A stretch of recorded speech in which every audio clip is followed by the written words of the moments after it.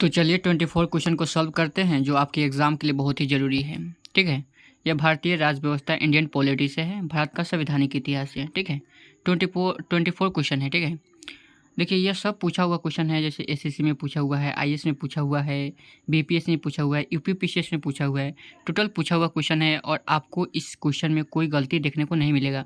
मैंने देखा यूट्यूब पर बहुत सारे लोग हैं जो आंसर गलती बताते हैं, लेकिन इस वीडियो में आपको कोई भी गलती देखने को नहीं मिलेगा। टोटल सही क्वेश्चन है। ठीक है, तो चलिए शुरू करते हैं। स्पेशली ये 2024 के प्रीलिम्स के लिए है, जो 2024 में प्रीलिम्स यूपीएससी के एग्ज़ाम देने वाले हैं। लेकिन सब लोग देख सकते हैं इसको, यूपीएससी वाले, बीपीएससी वाले, एसएससी वाले, सब लोग देख सकते हैं। ठीक है, क्योंकि पॉलिटी तो सबको पढ़ना ही है। ठीक है, तो चलिए शुरू करते हैं। देखिए सबसे पहला क्वेश्चन है कि भीमराव अंबेडकर और महात्मा गांधी के मध्य जब 1932 में हस्ताक्षरित पूना समझौता हुआ था तो उसमें क्या कहा गया था। क्वेश्चन यही कह रहा है। ठीक है, तो देखिए जब सांप्रदायिक अवार्ड की बात की गई तो उसमें हरिजन के लिए भी आरक्षण किया गया सीटें। किसके लिए? तो निर्वाचन क्षेत्र के लिए। ठीक है, जैसे 1909 में कैसे मुस्लिम लीग के लिए अलग से निर्वाचन क्षेत्र की व्यवस्था की गई, फिर 1919 में सिख के लिए, एंग्लो इंडियन के लिए, सबके लिए अलग से निर्वाचन क्षेत्र की व्यवस्था की गई।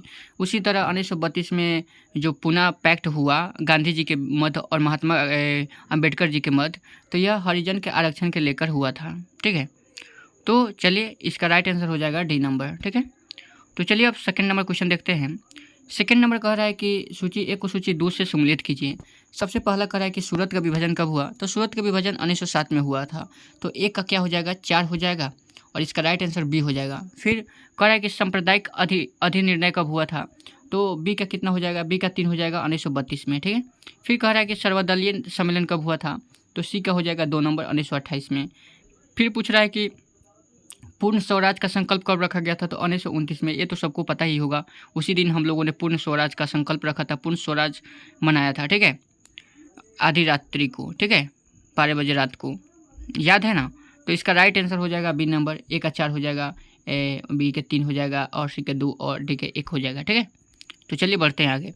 3 नंबर कह रहा है कि निम्नलिखित में से किस अधिनियम द्वारा भारत के गवर्नर जनरल को अध्यादेश जारी करने का शक्ति प्रदान किया गया, तो यह अधिनियम है भारत परिषद अधिनियम 1861। ठीक है, यह 1861 का अधिनियम ही था जिसमें अध्यादेश जारी करने की शक्ति मिल गई थी। अध्यादेश क्या होता है, तो अपने जो संविधान है उसमें 123 आर्टिकल में कहा गया है अध्यादेश जारी करने की शक्ति है। ठीक है, अध्यादेश क्या होता है आप लोग कमेंट करके बताइए कि अध्यादेश क्या होता है। ठीक है, हरदम न्यूज में रहता है अध्यादेश, ऑर्डिनेंस जिसे बोलते हैं। ठीक है, तो आप लोग कमेंट करके बताइए। तो इसका राइट आंसर हो जाएगा क्या थी? बी नंबर, भारतीय परिषद अधिनियम 1861 अध्यादेश जारी करने की शक्ति मिली थी। फिर 4 नंबर क्वेश्चन है कि सूची 1 को सूची 2 से सम्मिलित कीजिए कि अगस्त की घोषणा कब की गई थी। अगस्त प्रस्ताव कब था, अगस्त संकल्प क्या था, प्रत्यक्ष कार्यवाही दिवस कब किसने मनाया था, किससे रिलेटेड है।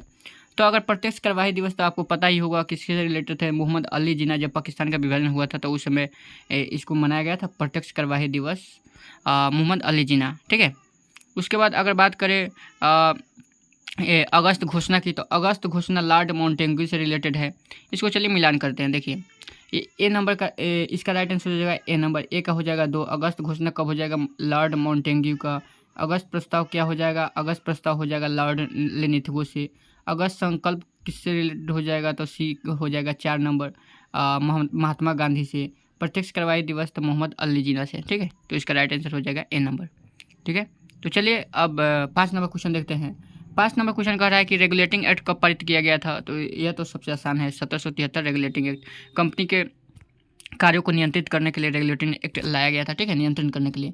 फिर 6 नंबर क्वेश्चन है कि भारत के गवर्नर जनरल को किस एक्ट के द्वारा अपनी समिति के निर्णय को अस्वीकार करने का अधिकार मिल गया, तो यह 1786 का अमेंडमेंट एक्ट है। ठीक है, तो 1786 का यह तो थोड़ा हार्ड क्वेश्चन हो जाता है, तो पढ़ेंगे तो आप लोग का सॉल्व हो जाएगा क्वेश्चन। ठीक है, फिर चलिए देखते हैं 7 नंबर क्वेश्चन। महारानी विक्टोरिया के को भारत की सामग्री नियुक्त किया गया था, कब किया था? तो बिल्कुल आसान क्वेश्चन है। 1858 में जब क्राउन का शासन हो गया, कंपनी का शासन हाथों से चला गया। ठीक है, नियंत्रण हो गया। ठीक है, क्योंकि 1857 का विद्रोह हुआ था उस समय, और भारत के गवर्नर जनरल को वायसराय बना दिया गया इसी 1858 के एक्ट के द्वारा। ठीक है, और क्राउन के हाथों में शासन चला गया 1858 के बाद। फिर सामग्री विक्टोरिया 1858 की घोषणा में भारतीयों को बहुत सी चीज़ें दिए जाने की आश्वासन दिया था। निम्न में से कौन सा ब्रिटिश शासन ने पूरा किया था? कह रहा है कि जब सामग्री विक्टोरिया 1858 में क्या किया, घोषणा किया कि बहुत सी चीज़ हम भारत को देंगे, लेकिन ब्रिटिश शासन ने क्या क्या पूरा किया है उसी को पूछ रहा है। ठीक है, तो तो इसका राइट आंसर हो जाएगा बी नंबर की देशी राजवाड़ों की यथास्थिति बनाए रखी जाएगी, इसी को पूरा किया गया था। ठीक है, बाकी ये सब तो गलत है, हड़पने की नीति तो जारी ही रहा। फिर 9 नंबर क्वेश्चन है कि पार्लियामेंट्री सुधार का उद्देश्य क्या था। तो पार्लियामेंट्री सुधार का उद्देश्य जैसे कि मैंने आपको बताया 1909 में हुआ था, पृथक निर्वाचन की बात की गई थी। ठीक है, किसके लिए, तो मुस्लिमों के लिए, मुस्लिम के लिए। ठीक है, तो ए नंबर उसका राइट आंसर होगा। फिर कह रहा है कि पार्लियामेंट्री सुधार किस वर्ष पारित हुआ था, 1909 में पारित हुआ था। फिर मुसलमानों के लिए अतिरिक्त निर्वाचन मंडल की व्यवस्था, तब पार्लियामेंट्री सुधार, आसान क्वेश्चन है। फिर 1909 में इंडियन काउंसिल एक्ट में किस बात की व्यवस्था की गई थी, तो सांप्रदायिक प्रतिनिधित्व की बात की गई थी। सब तो आसान ही है। फिर कहा गया मॉन्टेगी जेम्स पर सुधार जो 1919 में आया था, कब आया था, 1919 में आया था, जिसे मॉन्टेगी जेम्स में सुधार के नाम से जानते हैं। उसमें क्या कहा गया था, तो उसमें कहा गया कि प्रांतों में क्या होगा, दोहरी शासन होगा, द्वैत शासन होगा। ठीक है, दोहरी शासन की व्यवस्था की गई, तो इसका राइट आंसर बी हो जाएगा। फिर 1946 का कैबिनेट मिशन 3 मंत्रियों में गठित किया गया था और उसका सदस्य कौन नहीं था, तो 3 मंत्री आए थे जिसे कैबिनेट मिशन के नाम से जानते हैं।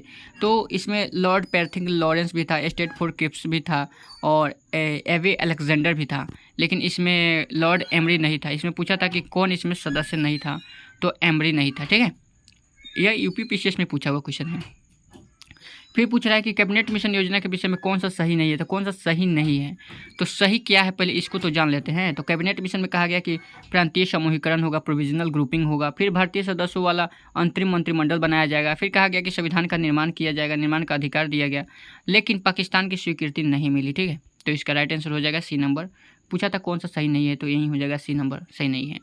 फिर 16 नंबर क्वेश्चन है कि भारत का संविधान लागू होने तक स्वतंत्रता के पश्चात इसका शासन किसके अंतर्गत चलाया गया था। तो जब तक भारत का संविधान लागू नहीं हो गया तब तक 1935 के भारत शासन अधिनियम के अनुसार ही शासन को चलाया गया, क्योंकि भारत शासन अधिनियम बहुत ही बड़ा अधिनियम था, बहुत ही विस्तृत अधिनियम था। इसके द्वारा तो बहुत सी चीज़ें ली गई थी, जैसे कि केंद्र सरकार, केंद्र सूची, राज्य सूची और समवर्ती सूची यहीं से लिया गया था 1935 के अधिनियम से ही। यहीं से तो क्या किया गया था, केंद्रीय एक न्यायालय भी बनाया गया था और रिजर्व बैंक की भी स्थापना हुआ था इसी समय। ठीक है, बहुत सी चीज़ें पढ़ाया है मैंने, अगर नहीं देखा है तो जाकर देखिए। भारतीयों को वर्ष 1947 में सार्वभौम सौंपने की योजना निम्न से किस नाम से जानी गई, तो यह माउंटबेटन योजना के नाम से जानी गई थी। ठीक है, 1900 यह क्वेश्चन हार्ड है या शायद आप लोग नहीं पढ़े होंगे। ठीक है, भारतीय को वर्ष 1947 सार्वभौम सत्ता सौंपने की योजना में किस नाम से जानी जाती थी, तो माउंटबेटन योजना के नाम से जानी जाती है। फिर पूछा 18 नंबर की इनमें से कौन सा सुमिलित नहीं है, तो कौन सा सुमिलित नहीं है, तो इसमें साइमन कमीशन वाला सुमिलित नहीं है, क्योंकि साइमन कमीशन भारत का विभाजन करने के लिए थोड़ी आया था। साइमन कमीशन तो वैधानिक आयोग जो 1919 में आया था उसकी जांच करने के लिए आया था, आना था उसको 1929 में आना था, लेकिन 2 वर्ष पहले ही 1927-28 में आ गया था, इसीलिए इसका तो विभाजन ही हुआ था। साइमन कमीशन 7 लोग आए थे इसमें। ठीक है, तो भारत के विभाजन से रिलेटेड थोड़ी है, गलत बात है। तो नहीं करें कौन सुमिलित नहीं, बाकी यही सब सुमिलित है। पार्लियामेंट्री सुधार, सांप्रदायिक प्रतिनिधित्व अभी ऊपर हम लोग पढ़े हैं। भारत सरकार अधिनियम स्वशासन से रिलेटेड है, कैबिनेट मिशन संविधान के गठन के रिलेटेड है, तो ये तो सही ही है भाई। लेकिन इसमें कौन सही नहीं है, तो साइमन कमीशन भारत का विभाजन करने के लिए नहीं आया था। ठीक है, फिर 19 नंबर क्वेश्चन कह रहा है कि भारत सरकार अधिनियम 1919 किससे रिलेटेड है, तो भारत सरकार अधिनियम जो रिलेटेड है दोस्तों प्रांत में द्वैत शासन। भारत सरकार अधिनियम जो है अभी ऊपर हम लोगों ने पढ़ा था कि प्रांत में द्वैत शासन व्यवस्था कहाँ से शुरू हुआ था, तो भारत शासन अधिनियम 1919 से। फिर भारत सरकार अधिनियम 1935, तो भारत सरकार अधिनियम 1935 से क्या हुआ था, तो यहाँ से प्रांतीय स्वायत्तता मिल गई थी, तो इसका राइट आंसर हो जाएगा बी नंबर दोस्तों। ए का हो जाएगा 3 नंबर, यानी भारत सरकार अधिनियम 1919 में प्रांत में द्वैत शासन चालू हो गया। भारत सरकार अधिनियम 1935 में क्या हुआ, तो यहाँ से शुरू हो गया, प्रांतीय स्वायत्तता मिल गई। पार्लियामेंट्री सुधार किसी सांप्रदायिक निर्वाचन से रिलेटेड है, जो मुस्लिम लीग के लिए। फिर भारत परिषद अधिनियम 1861 क्या है, तो यहाँ पर डी का हो जाएगा दोस्तों, डी का नंबर हो जाएगा 2 नंबर। सती प्रथा का अंत हो गया किसके द्वारा, तो 1861 के द्वारा, और 1861 में ही क्या हुआ था, अध्यादेश जारी करने की शक्ति मिली थी। ठीक है, और अधिनियम 1858 तो बिल्कुल ही सही बात है, ब्रिटिश शासन शक्ति में आ गया था, यानी क्राउन के हाथ में शासन चला गया था, तो इसका राइट आंसर हो जाएगा बी नंबर। ठीक है, चलिए देखते हैं कि 20 नंबर क्वेश्चन। तो 20 नंबर क्वेश्चन है कि अखिल भारतीय महासंघ स्थापित करने का प्रावधान शामिल किया गया था, तो बिल्कुल आसान क्वेश्चन है कि भारत सरकार अधिनियम 1935 के द्वारा इसको स्थापित किया गया था। ठीक है, तो चलिए आगे देखते हैं 21 नंबर क्वेश्चन। तो 21 नंबर क्वेश्चन कह रहा है कि निम्नलिखित में से किस अधिनियम ने केंद्र में द्वैत शासन प्रणाली को स्थापित किया, तो बिल्कुल सही बात है, भारत सरकार अधिनियम 1935। ठीक है, प्रांत में द्वैत शासन प्रणाली, तो 1919 के द्वारा आया था, 1919 के द्वारा आया था, लेकिन केंद्र में द्वैत शासन प्रणाली कहाँ से आया था, तो 1935 के अधिनियम से आया था। अगर पूछेगा कि केंद्र में द्वैत शासन प्रणाली किस अधिनियम के द्वारा, मतलब प्रांत में द्वैत शासन प्रणाली समाप्त कर दिया गया किस अधिनियम के द्वारा, तो 1935 के अधिनियम से। प्रांत में द्वैत शासन प्रणाली समाप्त हो गया, लेकिन केंद्र में क्या रहा, द्वैत शासन प्रणाली रहा। ठीक है, फिर संघीय प्रणाली का पहला संघीय प्रणाली का पहला प्रयास भारत सरकार अधिनियम द्वारा किया गया था, तो यह 1935 का ही अधिनियम था। ठीक है, तो संघीय प्रणाली का पहला प्रयास यही 1935 का अधिनियम था। बिल्कुल सही बात है। फिर कह रहा है कि किस अधिनियम की प्रमुख विशेषता प्रांतीय स्वायत्ता थी। किस अधिनियम में प्रांतीय स्वायत्ता मिली थी? तो 1935 में मिली थी। अभी हम लोग पढ़े थे कि प्रांतीय स्वायत्ता मिली थी, यहीं पर देखे थे ना, यहाँ पर बी का 1 नंबर प्रांतीय स्वायत्ता था। ठीक है, ध्यान से पढ़िएगा तो क्वेश्चन सॉल्व होगा ही। फिर कह रहा है कि भारत में सचिव का पद किसके द्वारा निर्मित किया गया था? तो भारत सरकार अधिनियम 1858 के द्वारा भारत का एक सचिव का पद बनाया गया था, वसराय भी बनाया गया था इसी अधिनियम द्वारा। ठीक है, तो आज हम लोगों ने 24 क्वेश्चन को सॉल्व कर लिया है। अगर आपको ये वीडियो थोड़ा सा भी अच्छा लगा हो ना, तो कमेंट और लाइक जरूर कीजिएगा। मुझे सब्सक्राइबर ना चाहिए, ठीक है, आप लोग का बस कमेंट चाहिए, कैसा लग रहा है वीडियो, यही चाहिए हमको। ठीक है, तो अगर वीडियो अच्छा है तो लाइक कीजिए। जय हिंद।